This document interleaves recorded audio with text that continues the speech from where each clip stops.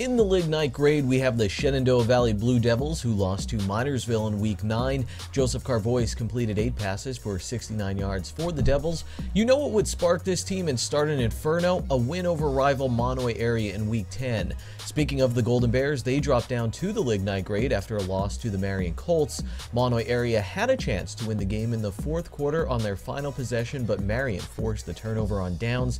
Tyler Claywell had 131 rushing yards, and Danny Lawrence went for 119. Hazleton area is holding steady in the bituminous grade, and the Cougars are so close to catching fire. The Big HA grabbed their second straight win as the Cougars continue to build momentum with the playoffs around the corner.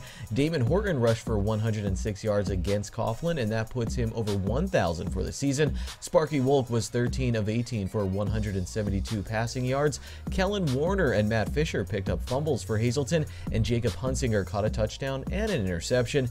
Hazleton this year BTW has a +9 turnover margin. The Marion Colts jump up to the anthracite grade ahead of their clash with Tamaqua. The men of Marion won their 4th straight game after an 0-5 start to the season. They finished Schuylkill League Division II play at 4-1 and in 2nd place. In the win over Monoy area, Mason Miller returned an interception for a touchdown, and Matt Doherty rushed for 175 yards. North Schuylkill beat Lehighton, and we have madness in Division I of the Schuylkill League. We'll get to that. Jaden Leiby, the leading rusher in the area, added another 174 yards and a touchdown to his season.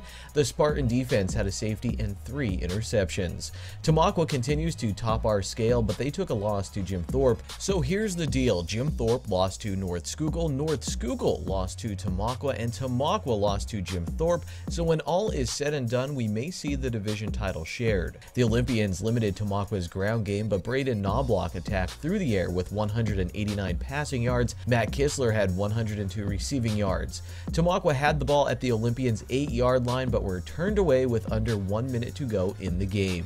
This all sets up an exciting Week 10 and final Cole Scale of the year.